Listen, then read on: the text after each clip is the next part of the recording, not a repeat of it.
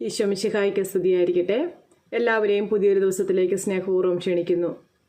നമ്മളിന്ന് സുവിശേഷത്തിലെ 4-ാമത്തെ പുസ്തകമായ യോഹന്നാൻ ശ്ലീഹ എഴുതിയ സുവിശേഷത്തിലേക്ക് കടക്കുകയാണ്.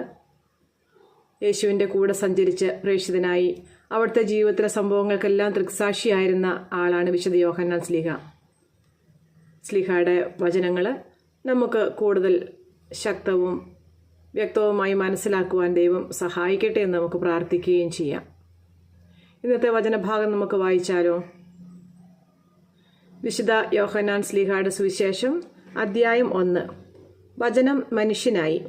ആദിയിൽ വചനമുണ്ടായിരുന്നു, വചനം ദൈവത്തോടു കൂടിയായിരുന്നു, വചനം ദൈവമായിരുന്നു, അവൻ ആദിയിൽ ദൈവത്തോടു കൂടിയായിരുന്നു. സമസ്തവും അവനിലൂടെ ഉണ്ടായി, ഒന്നും അവനെ കൂടാതെ ഉണ്ടായിട്ടില്ല. അവനിൽ ജീവനുണ്ടായിരുന്നു, ആ ജീവൻ മനുഷ്യരുടെ വെളിച്ചമായിരുന്നു. ആ വെളിച്ചം ഇരുളിൽ പ്രകാശിക്കുന്നു, അതിനെ കീഴടക്കാൻ ഇരുളിന് കഴിഞ്ഞില്ല.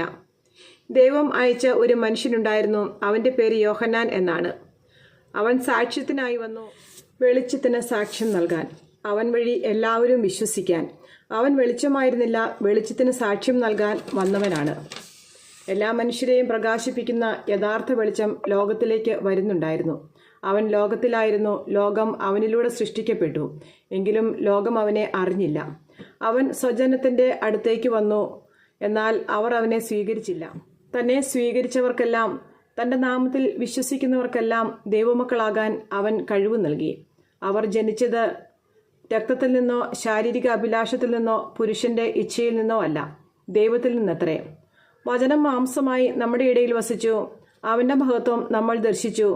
കൃപയും സത്യവും നിറഞ്ഞതും പിതാവിൻ്റെ ഏകജാതൻ്റേതുമായ മഹത്വം. യോഹന്നാൻ അവന് സാക്ഷ്യം നൽകിക്കൊണ്ട് വിളിച്ചു പറഞ്ഞു, ഇവനെപ്പറ്റിയാണ് ഞാൻ പറഞ്ഞത്, എൻ്റെ പിന്നാലെ വരുന്നവൻ എന്നേക്കാൾ വലിയവനാണ്, കാരണം എനിക്ക് മുമ്പ് തന്നെ അവനുണ്ടായിരുന്നു. അവൻ്റെ പൂർണ്ണതയിൽ നിന്ന് നാം എല്ലാം കൃപയ്ക്കുമേൽ കൃപ സ്വീകരിച്ചിരിക്കുന്നു. എന്തുകൊണ്ടെന്നാൽ നിയമം മോശ വഴി നൽകപ്പെട്ടു, കൃപയും സത്യവുമാകട്ടെ യേശുക്രിസ്തു വഴി ഉണ്ടായി. ദൈവത്തെ ആരും ഒരിക്കലും കണ്ടിട്ടില്ല. പിതാവുമായി ഗാഢബന്ധം പുലർത്തുന്ന ദൈവം തന്നെയായ ഏകജാതനാണ് അവിടുത്തെ വെളിപ്പെടുത്തിയത്. സ്നാപ യോഹന്നാന്റെ സാക്ഷ്യം. നീ ആരാണ് എന്ന് ചോദിക്കാൻ യഹൂദർ ജെറുസലേമിൽ നിന്ന് പുരോഹിതന്മാരെയും ലേവ്യരെയും അയച്ചപ്പോൾ യോഹന്നാന്റെ സാക്ഷ്യം ഇതായിരുന്നു, ഞാൻ ക്രിസ്തുവല്ല. അവൻ അസന്ദിഗ്ധമായി പ്രഖ്യാപിച്ചു. അവർ ചോദിച്ചു, എങ്കിൽ പിന്നെ നീ ആരാണ്? ഏലിയായോ? അല്ല എന്ന് അവൻ പ്രതിവചിച്ചു. വീണ്ടും അവർ ചോദിച്ചു, എങ്കിൽ നീ പ്രവാചകനാണോ? അല്ല എന്ന് അവൻ മറുപടി നൽകി.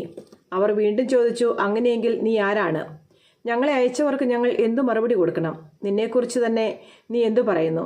അവൻ പറഞ്ഞു, യെശയ്യാ ദീർഘദർശി പ്രവചിച്ചതുപോലെ കർത്താവിൻ്റെ വഴികൾ നേരെയാക്കുവിൻ എന്ന് മരുഭൂമിയിൽ വിളിച്ചു പറയുന്നവൻ്റെ ശബ്ദമാണ് ഞാൻ. പരിസേയരാണ് അവരെ അയച്ചത്. അവർ അവനോട് ചോദിച്ചു, നീ ക്രിസ്തുവോ ഏലിയായോ പ്രവാചകനോ അല്ലെങ്കിൽ പിന്നെ സ്നാനം നൽകാൻ കാരണമെന്ത്? യോഹന്നാൻ പറഞ്ഞു, ഞാൻ ജലം കൊണ്ട് സ്നാനം നൽകുന്നു, എന്നാൽ നിങ്ങൾ അറിയാത്ത ഒരുവൻ നിങ്ങളുടെ മധ്യേ നിൽപ്പുണ്ട്. എൻ്റെ പിന്നാലെ വരുന്ന അവൻ്റെ ചെരുപ്പിൻ്റെ വാറഴിക്കുവാൻ പോലും ഞാൻ യോഗ്യനല്ല. യോഹന്നാൻ സ്നാനം നൽകിക്കൊണ്ടിരുന്ന ജോർദാൻ്റെ അക്കരെ ബഥാനിയയിലാണ് ഇത് സംഭവിച്ചത്. ദൈവത്തിൻ്റെ കുഞ്ഞാട്. അടുത്ത ദിവസം യേശു തൻ്റെ അടുത്തേക്ക് വരുന്നത് കണ്ട് അവൻ പറഞ്ഞു, ഇതാ ലോകത്തിൻ്റെ പാപം നീക്കുന്ന ദൈവത്തിൻ്റെ കുഞ്ഞാട്. എൻ്റെ പിന്നാലെ വരുന്നവൻ എന്നേക്കാൾ വലിയവനാണെന്ന് ഞാൻ പറഞ്ഞത് ഇവനെപ്പറ്റിയാണ്. കാരണം എനിക്ക് മുമ്പ് തന്നെ ഇവനുണ്ടായിരുന്നു, ഞാനും ഇവനെ അറിഞ്ഞിരുന്നില്ല. എന്നാൽ ഇവനെ ഇസ്രായേലിന് വെളിപ്പെടുത്താൻ വേണ്ടിയാണ് ഞാൻ വന്ന് ജലത്താൽ സ്നാനം നൽകുന്നത്.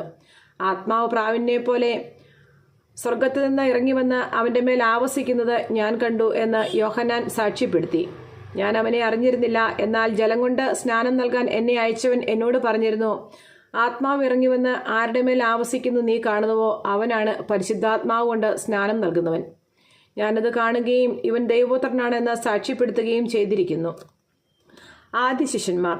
അടുത്ത ദിവസം യോഹന്നാൻ തൻ്റെ ശിഷ്യന്മാരിൽ 2 പേരോടുകൂടെ നിൽക്കുമ്പോൾ യേശു നടന്നു വരുന്നത് കണ്ട് പറഞ്ഞു, ഇതാ ദൈവത്തിൻ്റെ കുഞ്ഞാട്. അവൻ പറഞ്ഞത് കേട്ട് ആ 2 ശിഷ്യന്മാർ യേശുവിനെ അനുഗമിച്ചു. യേശു തിരിഞ്ഞ് അവർ തൻ്റെ പിന്നാലെ വരുന്നത് കണ്ട് ചോദിച്ചു, നിങ്ങൾ എന്തന്വേഷിക്കുന്നു? അവർ ചോദിച്ചു, റബ്ബി, ഗുരു എന്നാണ് ഇതിനർത്ഥം. അങ്ങ് എവിടെയാണ് വസിക്കുന്നത്? അവൻ പറഞ്ഞു, വന്ന് കാണുക. അവർ ചെന്ന് അവൻ വസിക്കുന്നിടം കാണുകയും അന്ന് അവനോടുകൂടെ താമസിക്കുകയും ചെയ്തു. അപ്പോൾ ഏകദേശം 10-ാം മണിക്കൂറായിരുന്നു. യോഹന്നാൻ പറഞ്ഞത് കേട്ട് അവനെ അനുഗമിച്ച ആ 2 പേരിൽ ഒരുവൻ ശിമയോൻ പത്രോസിന്റെ സഹോദരൻ അന്ത്രയോസ് ആയിരുന്നു.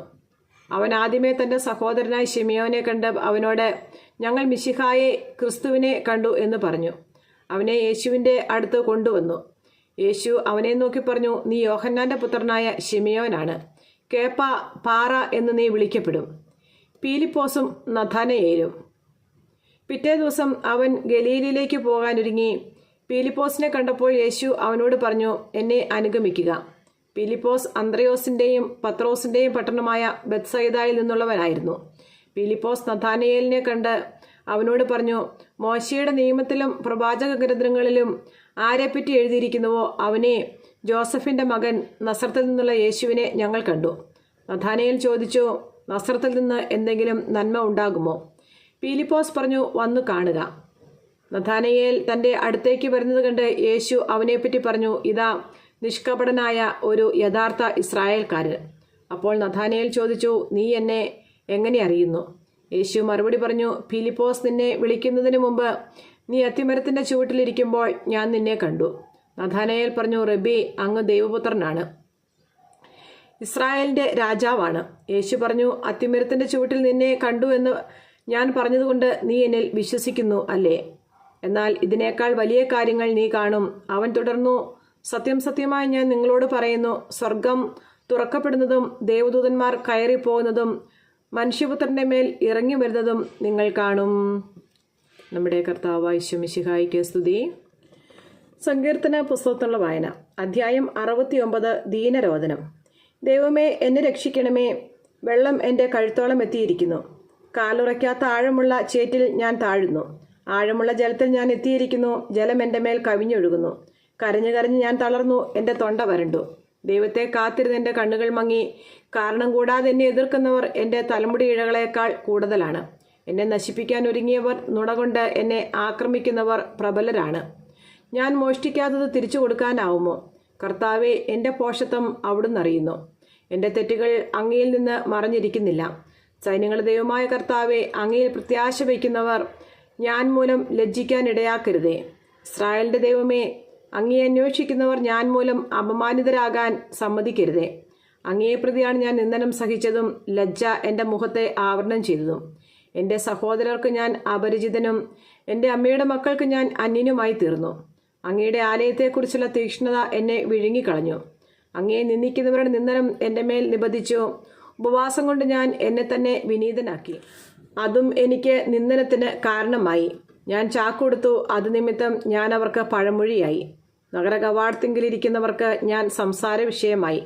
മദ്യപർ എന്നെക്കുറിച്ച് പാട്ടുകൾ ചമയ്ക്കുന്നു. കർത്താവെ, ഞാൻ അങ്ങയോട് പ്രാർത്ഥിക്കുന്നു. ദൈവമേ, കരുണാസമ്പന്നനായ അങ്ങയ്ക്ക് ഉചിതമെന്ന് തോന്നുമ്പോൾ എനിക്ക് ഉത്തരമരുളണമേ. രക്ഷയുടെ വാഗ്ദാനത്തിൽ അങ്ങ് വിശ്വസ്തനാണല്ലോ. ഞാൻ ചേറിൽ മുങ്ങിപ്പോകാതെ എന്നെ രക്ഷിക്കണമേ. ശത്രുക്കളിൽ നിന്നും സമുദ്രത്തിൻ്റെ ആഴത്തിൽ നിന്നും എന്നെ മോചിപ്പിക്കണമേ. ജലം എൻ്റെ മേൽ കവിഞ്ഞൊഴുകാതിരിക്കട്ടെ. ആഴങ്ങൾ എന്നെ വിഴുങ്ങാതിരിക്കട്ടെ. പാതാളം എന്നെ മൂടിക്കളയാതിരിക്കട്ടെ. കർത്താവെ, എനിക്ക് ഉത്തരമരുളണമേ. അങ്ങയുടെ അചഞ്ചല സ്നേഹം അതിശ്രേഷ്ഠമാണല്ലോ. കരുണാസമ്പന്നനായ അവിടുന്ന് എന്നെ കടാക്ഷിക്കണമേ. അങ്ങയുടെ ദാസരിൽ നിന്ന് മുഖം മറയ്ക്കരുതേ. ഞാൻ കഷ്ടതയിൽ അകപ്പെട്ടു. വേഗം എനിക്ക് ഉത്തരമരുളണമേ. എൻ്റെ അടുത്ത് വന്ന് എന്നെ രക്ഷിക്കണമേ. ശത്രുക്കളിൽ നിന്ന് എന്നെ സ്വതന്ത്രനാക്കണമേ. ഞാൻ ഏറ്റ നിന്ദനവും ലജ്ജയും അപമാനവും അവിടുന്ന് അറിയുന്നു. എൻ്റെ ശത്രുക്കളെ അങ്ങേക്കറിയാമല്ലോ. നിന്ദനം എൻ്റെ ഹൃദയത്തെ തകർത്തു. ഞാൻ നൈരാശ്യത്തിലാണ്ടോ? സഹതപിക്കുന്നവരുണ്ടോ എന്ന് ഞാൻ അന്വേഷിച്ചു, ആരെയും കണ്ടില്ല. ആശ്വസിപ്പിക്കുന്നവരുണ്ടോ എന്ന് നോക്കി, ആരും ഉണ്ടായിരുന്നില്ല. ഭക്ഷണമായി അവർ എനിക്ക് വിഷം തന്നു. ദാഹത്തിന് അവർ എനിക്ക് വിനാഗിരി തന്നു. അവരുടെ ഭക്ഷണമേശ അവർക്ക് കെണിയായി തീരട്ടെ. അവരുടെ യാഗോത്സവങ്ങൾ കുരുക്കായി തീരട്ടെ. അവർ കണ്ണിരുണ്ട് അന്ധരായി പോകട്ടെ. അവരുടെ അരക്കെട്ട് നിരന്തരം വിറകൊള്ളട്ടെ. അങ്ങയുടെ രോഷം അവരുടെ മേൽ വർഷിക്കണമേ. അങ്ങയുടെ കോപാഗ്നി അവരെ ഗ്രസിക്കട്ടെ. അവരുടെ താവളം ശൂന്യമായി പോകട്ടെ. അവരുടെ കൂടാരത്തിൽ ആരും വസിക്കാതിരിക്കട്ടെ. അവിടുന്ന് പ്രഹരിച്ചവനെ അവർ പീഡിപ്പിക്കുന്നു. അവിടുന്ന് മുറിവേൽപ്പിച്ചവനെ അവർ വീണ്ടും ദ്രോഹിക്കുന്നു. അവർക്ക് ശിക്ഷയ്ക്കുമേൽ ശിക്ഷ നൽകണമേ. അങ്ങയുടെ ശിക്ഷയിൽ നിന്ന് അവർക്ക് മോചനം ലഭിക്കാതിരിക്കട്ടെ. ജീവിക്കുന്നവരുടെ പുസ്തകത്തിൽ നിന്ന് അവരെ മായ്ച്ചു കളയണമേ. നീതിമാന്മാരുടെ കൂട്ടത്തിൽ അവരുടെ പേരെഴുതാൻ ഇടയാകാതിരിക്കട്ടെ. ഞാൻ പീഡിതനും വേദന തിന്നുന്നവനുമാണ്. ദൈവമേ, അങ്ങയുടെ രക്ഷ എന്നെ സമുദ്ധരിക്കട്ടെ. ഞാൻ ദൈവത്തിൻ്റെ നാമത്തെ പാടി സ്തുതിക്കും. കൃതജ്ഞതാസ്തോത്രത്തോടെ ഞാൻ അവിടുത്തെ മഹത്വപ്പെടുത്തും. അത് കർത്താവിന് കാളയേക്കാളും കൊമ്പും കുളമ്പുമുള്ള കാളക്കൂറ്റനേക്കാളും പ്രസാദകരമായിരിക്കും. പീഡിതർ അതുകൊണ്ട് ആഹ്ലാദിക്കട്ടെ. ദൈവത്തെ അന്വേഷിക്കുന്നവരെ, നിങ്ങളുടെ ഹൃദയങ്ങൾ ഉന്മേഷഭരിതമാകട്ടെ. കർത്താവ് ദരിദ്രന്റെ പ്രാർത്ഥന കേൾക്കുന്നു. ബന്ധിതരായ സ്വന്തം ജനത്തെ അവിടുന്ന് നിന്ദിക്കുകയില്ല. ആകാശവും ഭൂമിയും സമുദ്രങ്ങളും അവയിൽ സഞ്ചരിക്കുന്ന സമസ്തവും അവിടുത്തെ സ്തുതിക്കട്ടെ. ദൈവം സിയോനെ രക്ഷിക്കും. യൂദായുടെ നഗരങ്ങൾ പുതുക്കിപ്പണിയും. അവിടുത്തെ ദാസർ അതിൽ പാർത്ത് അത് കൈവശമാക്കും. അവിടുത്തെ ദാസന്മാരുടെ സന്തതികൾ അത് അവകാശമാക്കും. അവിടുത്തെ നാമത്തെ സ്നേഹിക്കുന്നവർ അതിൽ വസിക്കുകയും ചെയ്യും. ദൈവമായ കർത്താവിന് സ്തുതി.